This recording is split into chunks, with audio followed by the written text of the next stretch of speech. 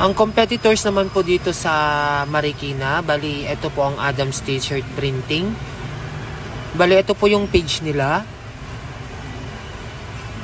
Makikita po natin dito sa page nila, sa post nila na ang A4 nila is 100, ang A3 nila is 120, and ang A4 and A3 nila front and back na printing sa isang damit is 150, na mas mura po sila compare po sa ating price dito sa store. Bali, ayan po yung mga posting nila ng done orders. Bali, lamang lang po tayo sa mga posting kasi ito yung mga post nila is hindi siya maayos. And then yung sa posting nila is sa background sobrang parang hindi na ma-emphasize yung mga designs nila, yung layout nila dito. Bali, hindi rin po nila pinapakita yung process nila and sa lead time po nila.